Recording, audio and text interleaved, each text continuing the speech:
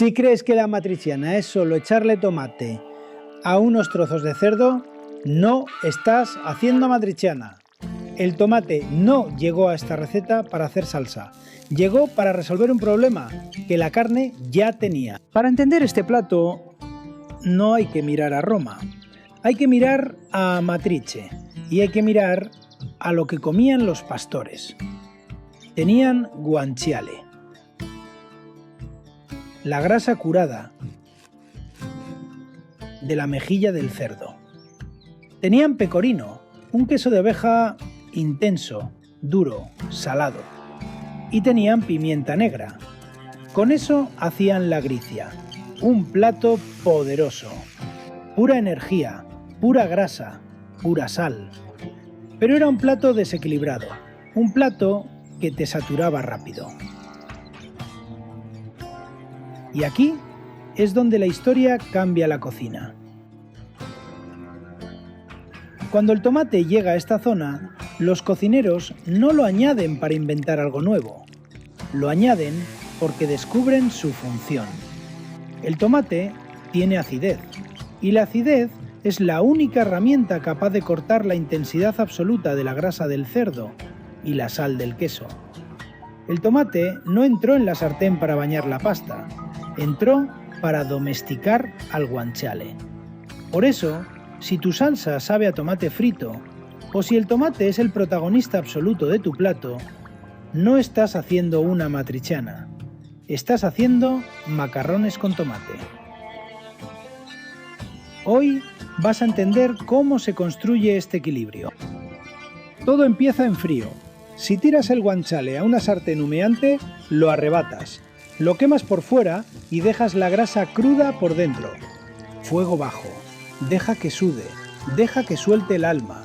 Lo que estás buscando no es dorar la carne, es extraer el aceite dorado, que va a construir toda la receta.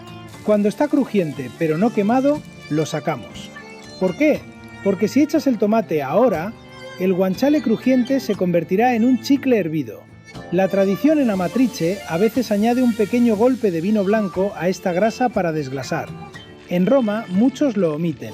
Si lo usas, deja que el alcohol desaparezca por completo. El tesoro, de momento, se queda en la sartén. Aquí entra el tomate. Y aquí es donde falla casi todo el mundo. Míralo. Ahora mismo es agua manchada de rojo flotando sobre grasa de cerdo. No hay salsa. Si hierves la pasta y la mezclas ahora, tendrás un charco en el fondo del plato y un sabor ácido en la boca. El tomate no se calienta, se reduce.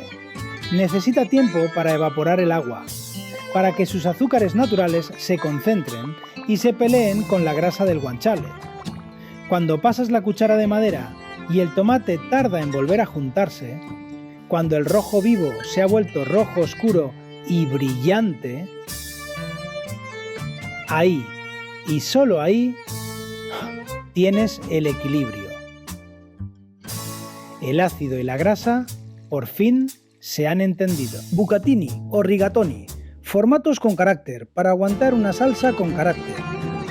La sacamos muy al dente, 2 o 3 minutos antes de lo que diga el paquete, porque la pasta no se termina de hacer en el agua, se termina de hacer en el tomate. Echamos un poco del agua de cocción. Ese almidón turbio es el cemento. Aquí la salsa deja de ser un acompañamiento, se integra. El almidón, la grasa y el tomate reducido se convierten en un solo elemento que abraza cada milímetro de la pasta. Devolvemos el guanciale crujiente, un toque de calor más. Y atención aquí. Fuego fuera. Si añades el pecorino romano con la sartén sobre el fuego activo, lo vas a destruir. El calor violento separa la grasa del queso y te deja un plato lleno de grumos duros. Se hace con el calor residual. El queso entra para poner la sal que le falta al plato y para espesar el último milímetro de la salsa. Mueve con ritmo. Mira este brillo. Esta es la consecuencia. No hay un charco de agua abajo. No hay grumos. El tomate no grita. Solo sostiene la intensidad de la carne. La tradición no es una lista de ingredientes que tienes que obedecer por miedo.